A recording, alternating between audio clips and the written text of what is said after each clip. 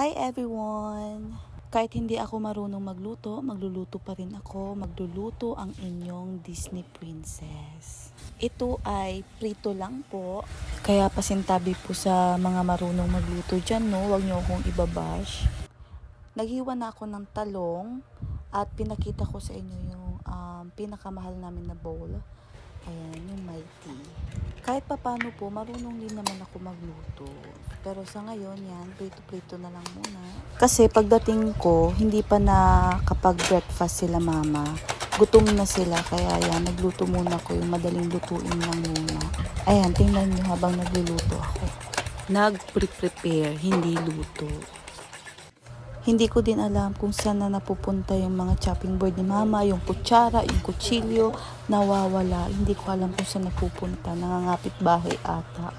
Pasensya na po sa background ko, maingay po yung aking LC. Clip fan po kasi yung ginamit ko dahil hindi lang tipid sa kuryente. Madali lang siyang gamitin. Ayan, nagluto na po ako. Yan, inuna ko muna lutuin yung talong.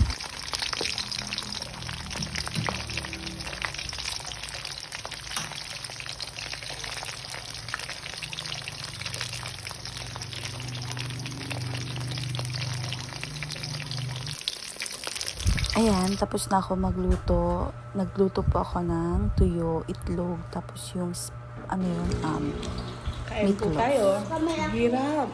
Wala po itong sounds kasi naka-timelapse po ito. Hindi ko po siya malagyan ng sounds kasi bawal po kay Meta. Sinusunod ko po para tumaas yung sahod ko.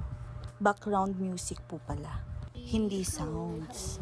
Hindi ko nga po alam kung anong ginagawa ng ibang content creator na hindi sila nagiging violation pagdating sa music. Background music. Ayan, balik tayo sa video.